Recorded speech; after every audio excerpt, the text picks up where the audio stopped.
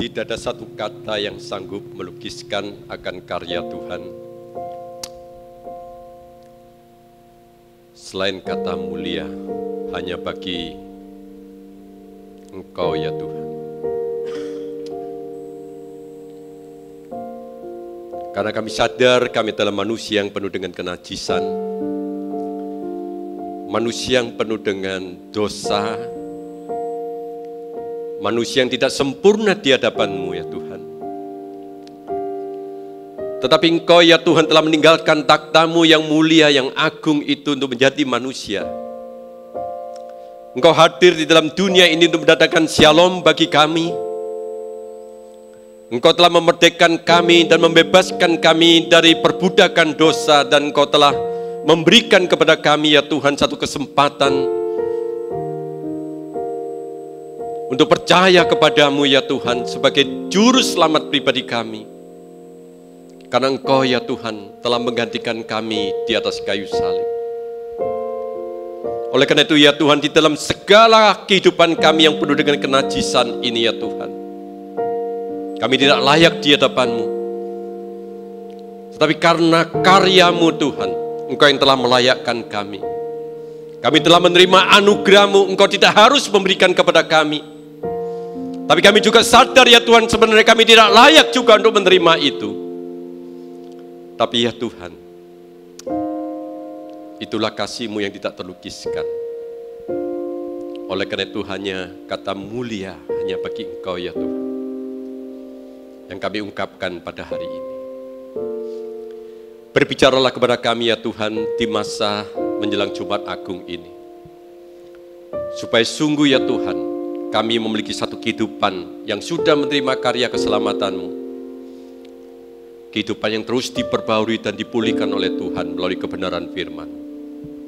Oleh karena itu ya Tuhan, berikan kepada kami kuasa urapan Roh Kudus kepada setiap kami, baik yang ada onsite di sini maupun yang online, dan juga hamba-Mu di dalam ketidaksempurnaannya. Kiranya firman Tuhan menyapa kami satu demi satu. Inilah doa kami ya Tuhan. Doa yang penuh dengan kelemahan ini kami laskan di dalam satu nama Tuhan Yesus Kristus. Amin. Silakan duduk Ibu Bapak dan rekan-rekan sekalian.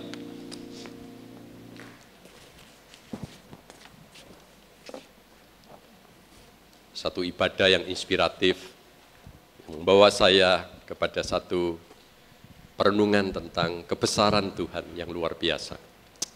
Shalom Bapak Ibu dan sahabat-sahabat muda.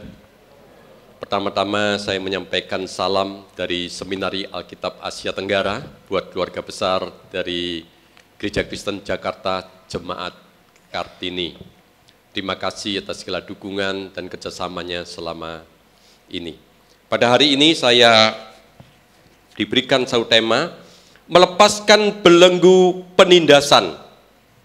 Melepaskan belenggu penindasan. Nas Alkitab yang disampaikan kepada saya adalah Yesaya pasal 58 ayat 6 sampai dengan ayat yang ke-7. Saya bacakan dari terjemahan baru yang kedua Bapak Ibu ya. Karena sekarang sudah terbit Alkitab yang baru, terjemahan baru yang kedua.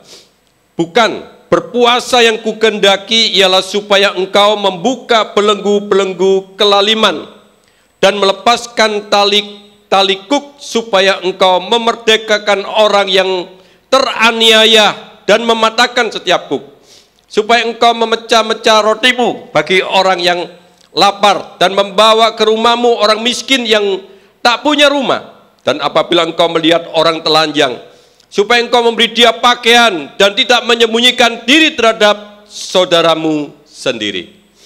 Ada satu kisah yang menarik Ibu Bapak dan sahabat-sahabat muda. Seorang tunawisma yang sedang mengalami kekurangan, mengalami kesulitan yang cukup membuat dia menderita. Tunawisma ini kemudian datang kepada siapa, saudara? Mungkin dalam dirinya dia merindukan ada orang yang sungguh-sungguh pada waktu dia datang dapat menolong dia. Dia datang kepada seorang pendeta. Pada waktu itu dia mengungkapkan segala keluhannya. Lalu pendeta ini dengan tulus dan sopan mengatakan, aku akan mendoakan kamu. Sampai di situ saja. Berapa waktu kemudian wanita ini menulis sebuah puisi dan kemudian dititipkan kepada seorang petugas di shelter tempat penampungan tunawisma. Dan puisi itu coba kita hayati, ibu bapak sekalian ya. Aku kelaparan dan kamu membentuk kelompok diskusi untuk mendiskusikan kelaparanku. Aku di penjara dan kamu diam-diam menyelimat ke kapel dan berdoa untuk pembebasanku. Aku telanjang dan kamu mempertanyakan dalam hatimu moralitas kelayakan penampilanku. Aku sakit dan kamu berlutut dan memanjatkan syukur kepada Tuhan untuk kesehatanmu. Aku tidak punya tempat teduh dan kamu berkhotbah kepadaku tentang kasih Allah sebagai tempat perteduhan spiritual. Aku kesepian dan kamu meninggalkan aku sendirian untuk berdoa bagiku. Kamu tampak begitu suci. Kamu dekat dengan Tuhan. Tetapi aku tetap masih sangat lapar dan kesepian dan kedinginan. Apa makna puisi ini bagi Bapak, Ibu, dan sahabat-sahabat muda?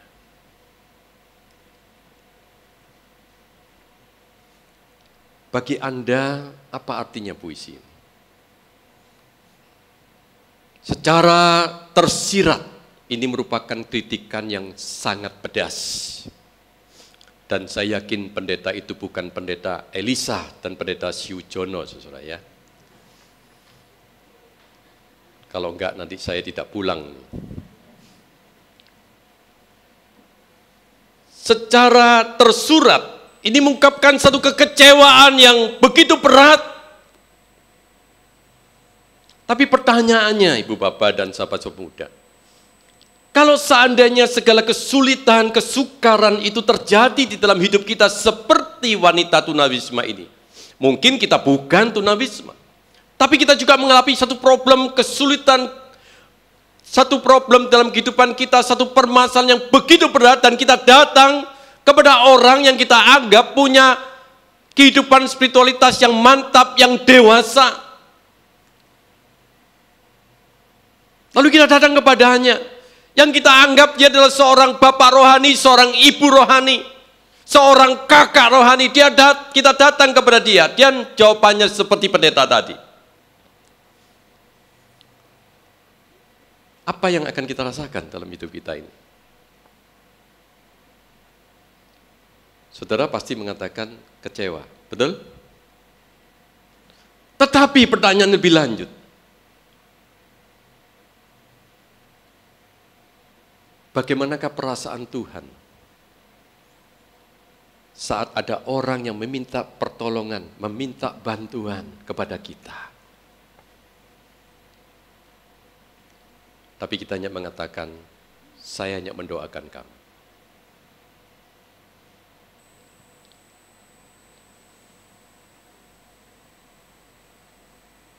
Kita tidak punya tindakan konkret. Kita tidak ada satu beban untuk menolong dia. Kita tidak memiliki satu hati yang benar-benar merasakan bahwa ini adalah orang yang Tuhan kirimkan untuk bagaimana dalam kehidupan saya, yang tadi lagu tadi mengatakan, wah kita itu diberkati dengan begitu melimpah, kita menyanyi sorak-sorai. Bukankah pada waktu kita diberkati, Tuhan juga berpesan kita memberkati orang lain? Amin. Bagaimana perasaan Tuhan kalau pada saat itu terjadi dan kita dimintai orang untuk datang kepada kita? Ibu bapak, konteks di dalam Yesaya pasal 58 tadi, itu juga merupakan satu konteks berbicara tentang orang yang suci, yang saleh di dalam kehidupan spiritualitasnya. yang kemudian kelihatan orang itu dekat dengan Tuhan, tetapi memiliki satu kehidupan ritual keagamaan yang kosong.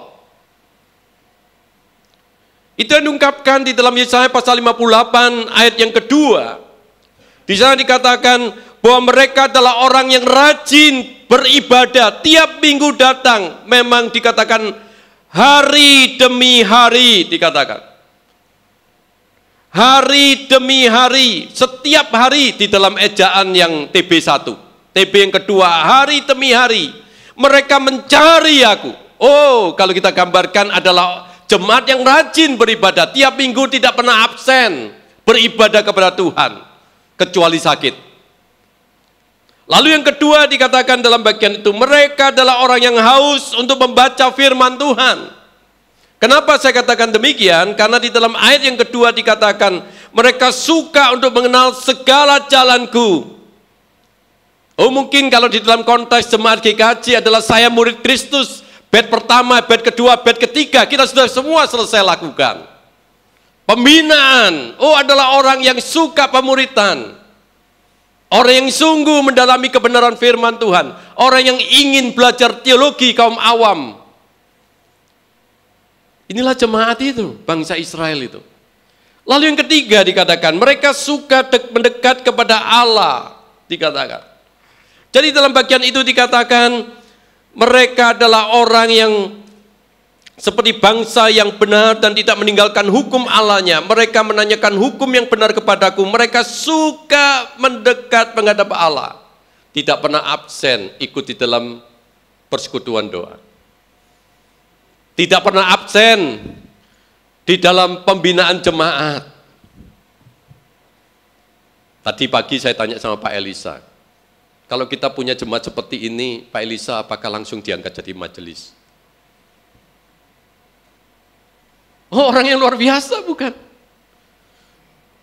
Tetapi Bapak Ibu, sesuatu yang mengejutkan. Orang yang kemudian suka pergi ke gereja, orang yang suka pembinaan, yang belajar firman Tuhan, orang yang suka ikut di dalam persekutuan doa yang dekat dengan Tuhan, ternyata Tuhan tidak menghiraukan dia. Ternyata Tuhan tidak mempedulikan setiap keluhan mereka. Itu yang tertulis dalam Yesaya pasal 53 ayat yang 58 ayat yang ketiga. Mengapa kami berpuasa dan engkau tidak memperhatikan? Mengapa kami merendahkan diri dan engkau tidak menghiraukannya? Di dalam bagian A dari ayat 3 ini, jelas di situ satu ungkapan keluhan bagi orang yang sudah rajin ke gereja. Orang yang rajin ikut pembinaan, yang rajin berdisiplin rohani, bahkan sampai berpuasa. Pada waktu mereka berseru kepada Tuhan, Tuhan tidak menanggapi. Tuhan menghiraukan, Tuhan membiarkan mereka. Mungkin ini sesuatu yang mengagetkan kita, bukan? Bagaimana mungkin orang yang sedemikian luar biasa, spiritualitasnya, kehidupannya begitu luar biasa, keritual keagamaan dia begitu hebat, tapi Tuhan tidak mau perhatikan. Tentu kita bertanya-tanya, apa penyebabnya kalau begitu? Penyebabnya kalau kita lihat di dalam ayat yang ketiga B dikatakan, sesungguhnya pada hari puasamu engkau masih sibuk dengan urusanmu dan kamu menindas semua burumu. Oh, ternyata Tuhan berkata, engkau masih sibuk dengan urusan bisnismu, Pak, tetapi juga engkau menindas akan burumu. Itu.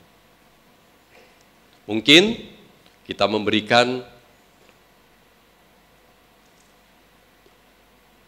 gaji yang tidak sesuai dengan aturan yang umum. Atau mungkin juga saya pernah mendengarkan seorang driver, di mana bosnya itu orang Kristen. Driver ini kemudian mengatakan kepada saya seperti ini, saya ini Pak, kalau kerja di sini ini, dari pagi sampai malam itu tidak pernah istirahat. Lalu kemudian dia berkata, saya tidak pernah diberikan satu kesempatan untuk dapat santai sejenak. Setiap kali sudah datang, langsung harus pergi. Setiap kali datang, saya harus langsung pergi. Tapi saya tidak punya pekerjaan lain. Selain saya harus bekerja seperti ini. Pulang jam 9 malam rata-rata, karena harus setelah pulang kantor, bosnya bisa makan sampai malam jam 9. Jam 5 pagi saya harus pergi kembali untuk mencuci mobil. Jam 6:30 saya harus berangkat, demikian seterusnya. Saudara-saudara, dikatakan engkau berpuasa, dikatakan, tapi kamu masih menindas semua burung. Lalu di dalam ayat 4 dan 5, sesungguhnya kamu berpuasa sambil berbantah, berkelahi, serta meninju dengan sewenang-wenang. Kamu masih emosional. Dengan cara berpuasamu seperti sekarang ini, suaramu tidak akan didengar di tempat tinggi. Beginikah berpuasa yang kukendaki? Ini pertanyaan retorika Tuhan. Hari untuk merendahkan diri dengan menundukkan kepala seperti gelaga, membentangkan kain karung dan abu sebagai lapik tidur. Itukah yang kau sebut puasa, hari yang disukai Tuhan? Artinya di dalam bagian ini adalah mereka adalah orang-orang yang perbuatannya itu menimbulkan satu simbol kesedihan yang palsu di dalam dirinya, supaya menunjukkan dirinya adalah orang yang memang membutuhkan Tuhan dan mau dekat dengan Tuhan. Bapak, Ibu, dan sahabat-sahabat muda, inilah satu teguran Tuhan yang luar biasa bagi orang-orang Israel pada saat itu. Mereka menampilkan ritual keagamaan eksternal, tetapi hidup mereka masih penuh dengan keserakahan.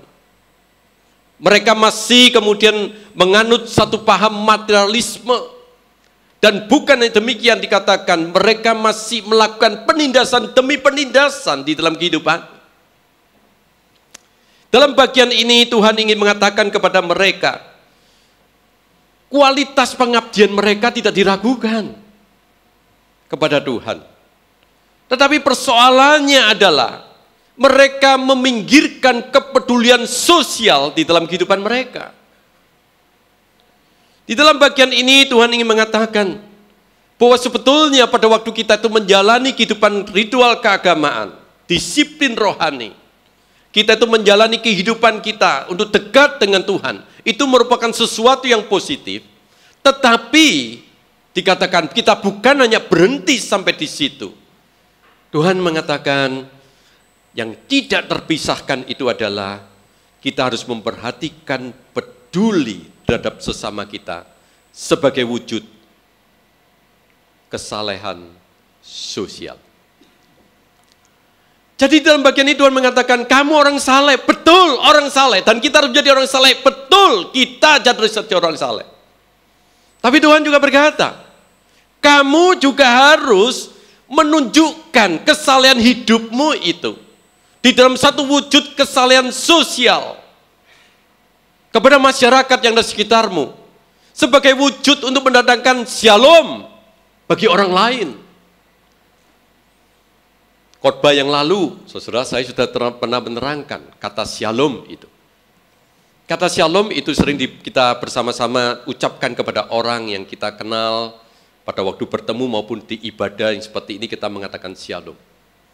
Tapi sebetulnya kata shalom itu, damai sejahtera itu, pada waktu kita mengatakan shalom itu, kita itu bukan sekedar mengatakan yang pokoknya ya sudahlah ketemu sama orang shalom, ketemu sama orang selamat pagi, bukan. Waktu kita itu mengatakan shalom itu, sebetulnya dalam hati kita yang terdalam mengatakan apa? Aku hadir untuk memberkati kamu. Aku hadir untuk memberikan damai sejahtera bagi kamu. Aku hadir untuk memberikan satu sukacita bagi kamu. Jadi Tuhan itu ingin mengatakan, saudara, kepada orang Israel, segala sesuatu yang kamu lakukan benar-benar merupakan sesuatu yang baik. Sampai Tuhan tuliskan seperti itu. Tetapi kita bukan berhenti sampai di situ, bahwa pada waktu kita itu menjalankan kehidupan kita yang saleh itu biarlah menjadi kesalehan sejati, bukan kesalehan yang palsu. Kesalehan sejati itu adalah satu kesalehan di mana kemudian hidup kita ini, hidup kesalehan kita ini juga dirasakan, dialami oleh orang lain melalui perbuatan kita, mendatangkan kesalehan sosial bagi orang lain. Dan itulah yang dikatakan kita harus pada hari ini sesuai dengan tema melepaskan belenggu dalam tanda petik penindasan, satu pergumulan kehidupan orang lain karena mereka mengalami penderitaan dan kita dipanggil di dalamnya. Satu cerita dari seorang pendeta Paul Powell dari Baptis. Dikisahkan dia punya seorang rekan wanita yang bernama Nelda David. Nelda David ini di dalam satu perjalanan dari Texas menuju ke Dallas di Amerika. Kemudian mobilnya itu mengalami problem. Sehingga kemudian sebagai seorang wanita, dia mencari satu tempat yang paling aman untuk dia bisa meminggirkan mobilnya dan meminta pertolongan orang lain. Lalu dia ketemu dengan satu kantor pos yang terang benderang di pinggir jalan. Dia masuk ke halaman itu karena tempat itu nyaman, aman bagi dia. Pada waktu dia memarkirkan mobilnya, keluarlah pria parubaya dari tempat kantor pos itu. Dan dia mengutarakan, ya Nelda David mengutarakan kesulitan yang dia hadapi, di mana mobilnya itu mengalami satu problem. Pria parubaya ini dengan kata-kata yang halus mengatakan, maaf saya tidak bisa menolong kamu. Aku ini sedang tergesa-gesa. Dan kemudian pria ini masuk ke dalam mobilnya, kemudian langsung start mobilnya. Sebelum pria ini meninggalkan tempat itu, Nelda David itu kemudian melihat saudara-saudara di bumper mobil itu. Bumpernya itu mengatakan, Yesus mencintaimu dan aku juga.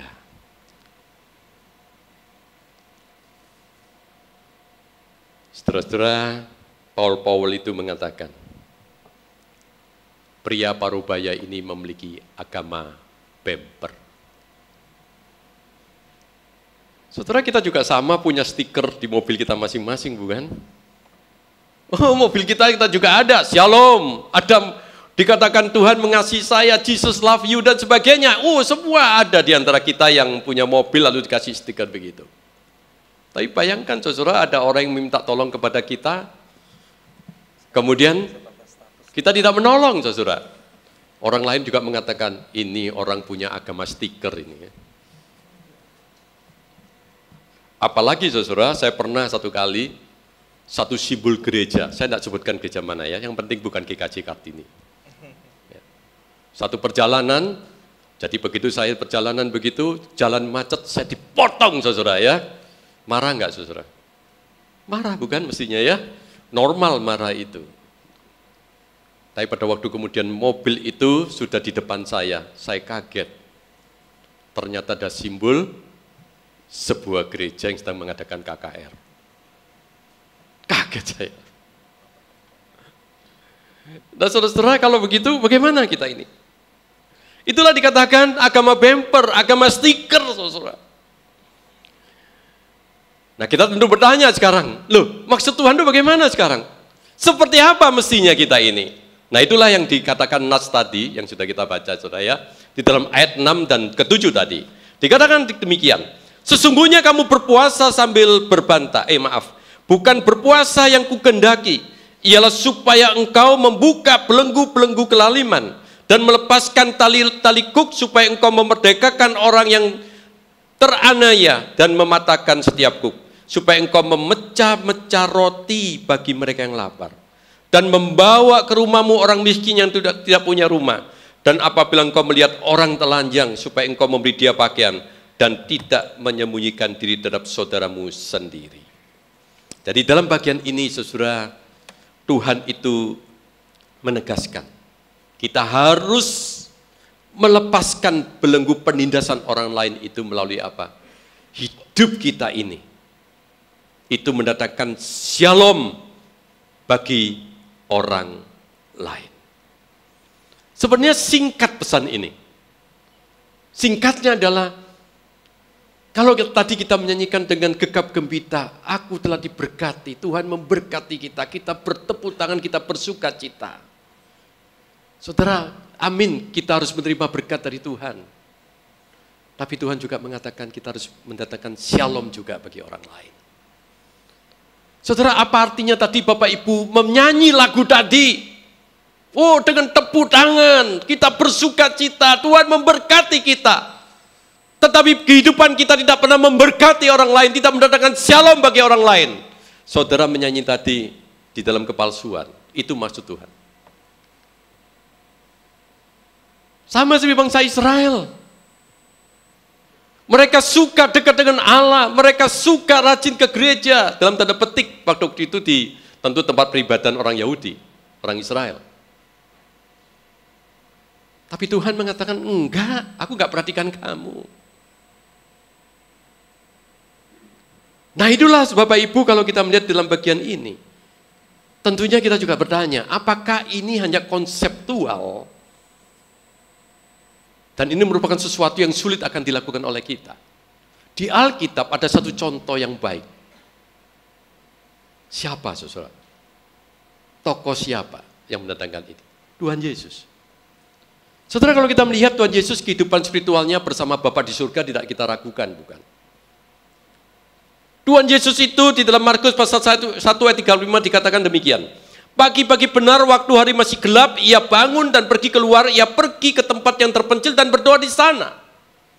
Oh, Tuhan Yesus itu punya kehidupan spiritual yang begitu luar biasa dengan Bapanya. Kalau kita lihat di dalam Markus pasal 14 ayat 32, di Taman Getsemani dikatakan, lalu sampailah Yesus itu dan murid-muridnya ke suatu tempat yang bernama Getsemani. Kata Yesus kepada murid-muridnya, duduklah di sini sementara aku berdoa. Oh, Tuhan itu benar-benar luar biasa di dalam kehidupannya. Dia tetap memiliki persekutuan yang intim itu dengan Tuhan. Tetapi bukan hanya sampai di situ. Tuhan Yesus yang sudah meninggalkan surga yang aman dan nyaman itu, menjadi manusia, dia berinkarnasi menjadi manusia. Tuhan Yesus mengalami keterasingan, mengalami pencobaan, mengalami penderitaan yang mengerikan. Dia harus mati di atas kayu salib. Untuk apa, saudara? Untuk memerdekakan kita dari penindasan dan kutuk dosa. Mendatangkan shalom bagi kita. Hubungan kita yang terputus dengan Allah dipulihkan kembali.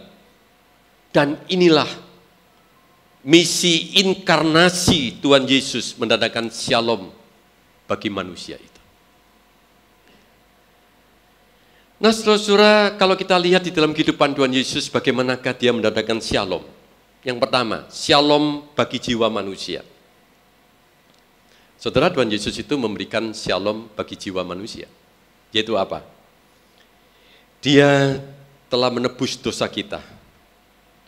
Dan kemudian dia memberikan kepada kita damai yang penuh damai. Jiwa kita yang penuh dengan damai sejahtera. Kenapa? Karena hubungan kita yang terputus dengan Allah itu dipulihkan kembali. Damai sejahtera Allah itu kembali dapat kita nikmati. Itu shalom Yesus bagi jiwa kita. Lalu kita juga bukan demikian, shalom Tuhan Yesus juga bagi tubuh kita. Saudara coba lihat, pada waktu Tuhan Yesus itu ada di dunia, mewujudkan kerajaan Allah itu melalui penyembuhan orang sakit, bukan? Dia memberikan makan kepada orang yang lapar, 5.000 orang lapar itu diberikan makan. Kita juga melihat kematian tubuh dari Lazarus itu pun dibangkitkan oleh dia. Saudara, Tuhan Yesus mendatangkan shalom bagi tubuh manusia. Tapi juga mendatangkan shalom bagi manusia sebagai makhluk sosial. Yaitu apa, saudara? Tuhan Yesus datang. Dia itu menghadirkan shalom bukan penindasan, tapi shalom itu saudara dengan satu maksud. Dia menjadi sahabat bagi orang-orang yang tersisihkan di masyarakat pada zaman itu. Siapa saudara? Zakius, Matius, pemungut cukai. Dia menjadi sahabat. Saudara bisa merasakan bagaimana perasaan Zakius dan Matius pada saat Tuhan mau makan bersama dengan mereka. Mereka disisihkan. Lalu bagaimana perasaan wanita yang di pinggir sumur Yakub itu, saudara, di dalam Yohanes pasal 4. Masyarakat menyisihkan dia. Tuhan datang berdialog dengan dia. Tuhan Yesus juga datangi Samaria yang dikatakan bermusuhan dengan orang Yahudi. Tuhan juga datang berkumpul, bersahabat dengan mereka.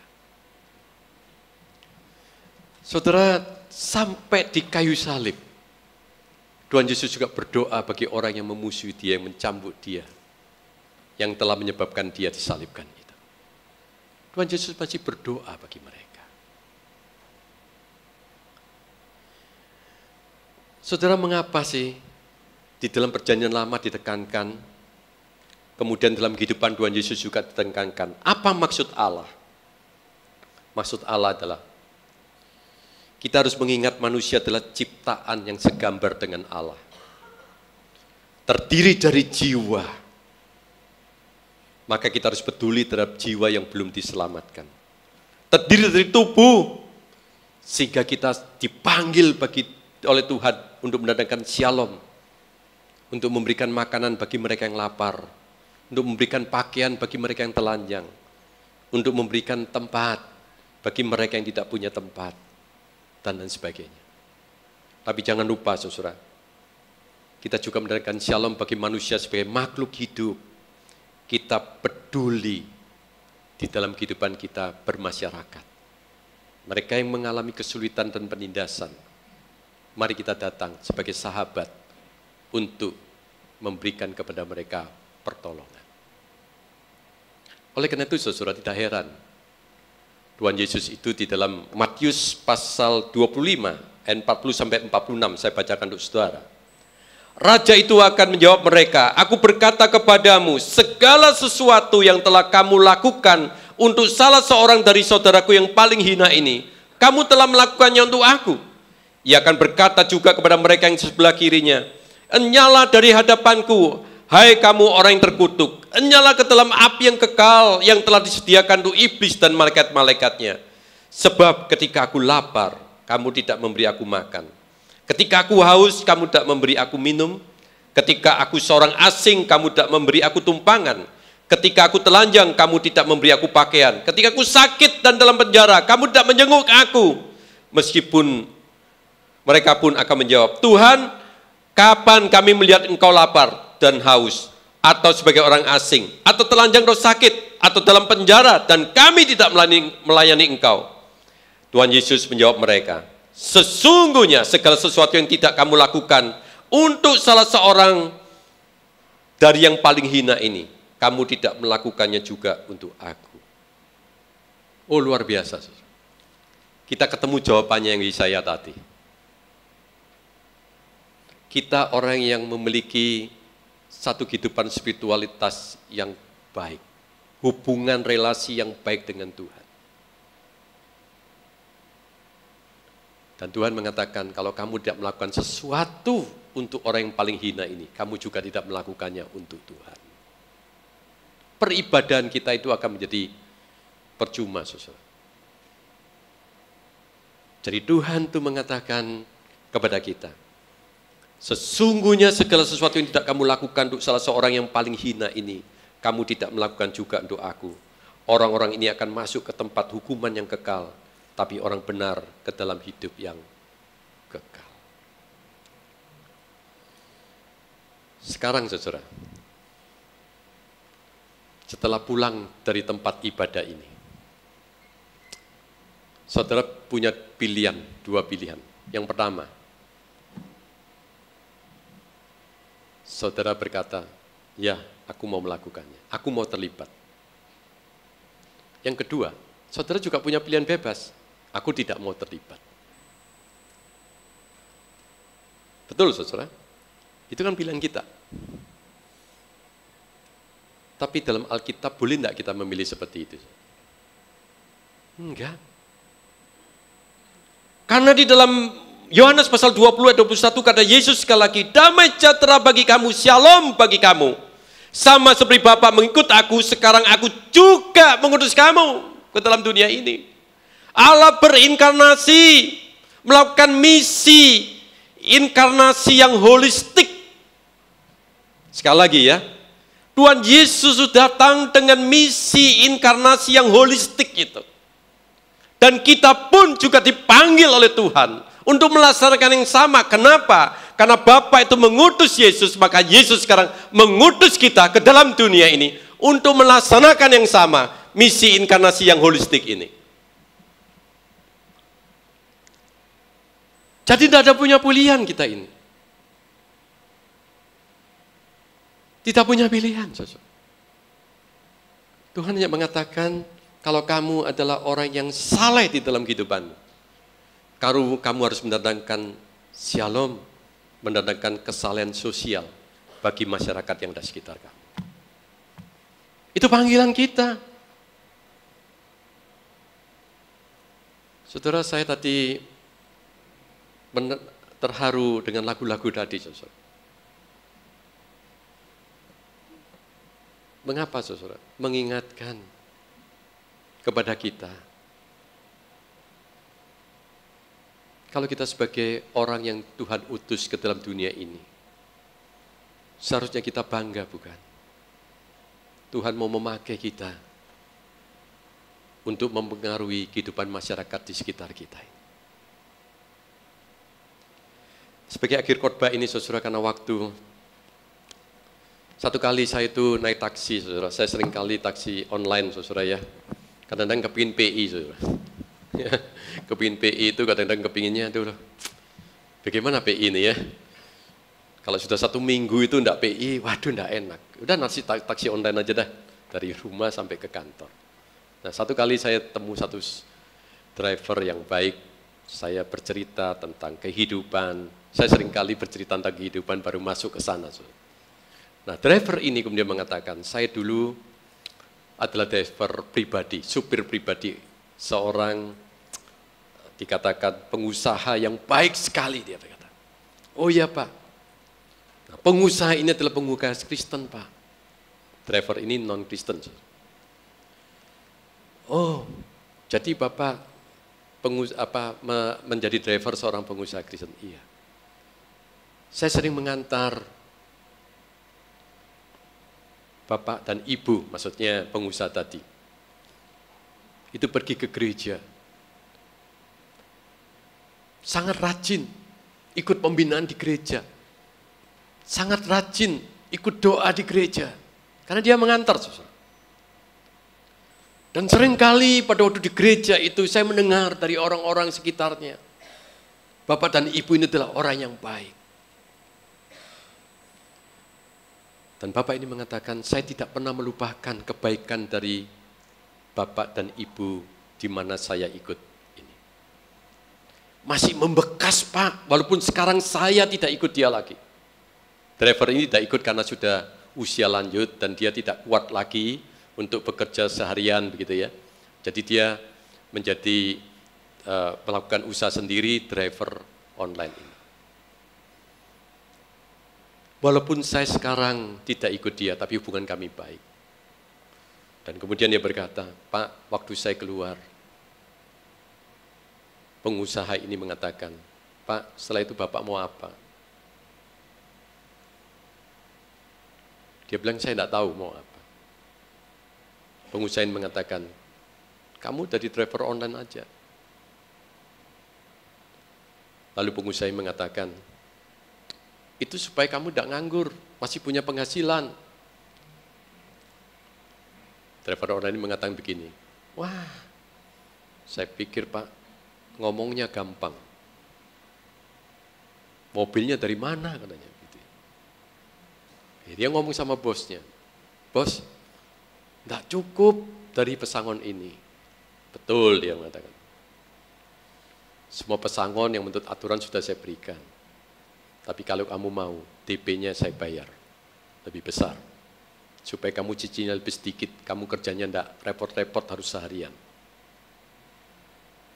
Dia diberikan DP. Driver ini mengatakan kepada saya, dia tidak akan melupakan. Dan dia mengatakan satu kalimat yang luar biasa.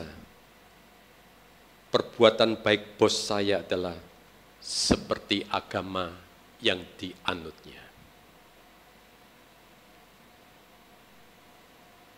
Perbuatan baik bos saya itu sesuai dengan agama yang diperbaiknya.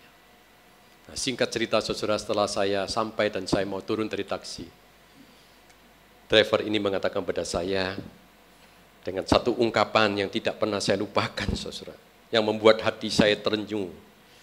Dia mengatakan, Pak, enggak gampang mencari orang yang hidupnya sesuai dengan ajaran agamanya. Saudara, saya kaget sekali. Dia mengatakan enggak gampang, Pak, untuk mendapatkan orang yang hidupnya sesuai dengan ajaran agamanya.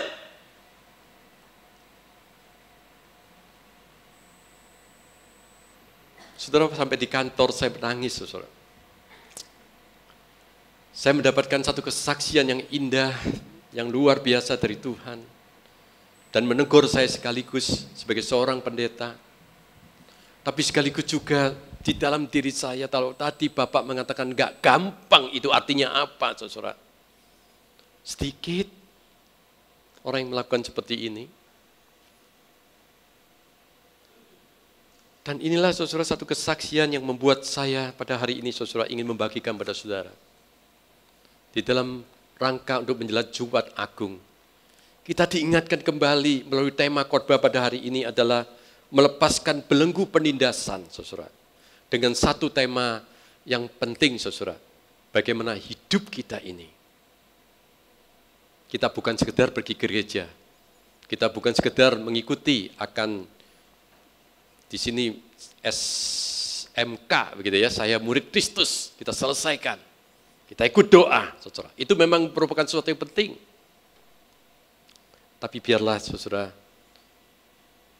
kalau Kristus meninggalkan surga yang aman, nyaman, dan mulia itu datang ke dalam dunia untuk memberikan shalom kepada kita. Dan dia telah mengutus kita. Maukah di dalam masa Jumat Agung ini, kita punya satu proyek di dalam hidup kita pribadi. Kita tunjukkan kesalehan pribadi kita dengan mendatangkan shalom bagi orang yang membutuhkan. Amin. Mari kita masuk di dalam doa. Mari kita tenang di hadapan Tuhan. Memohonkan kiranya kuasa Roh Kudus memampukan kita untuk dapat melaksanakan kebenaran firman Tuhan pada hari ini.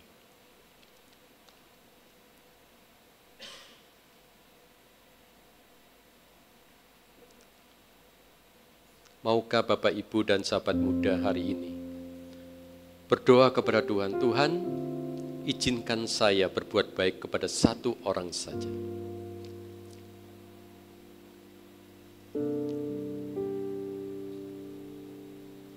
Saya bukan hanya saleh di gereja,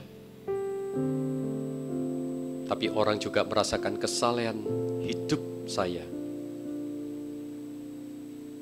melalui shalom yang dibagikan. Berdoalah saudara secara pribadi.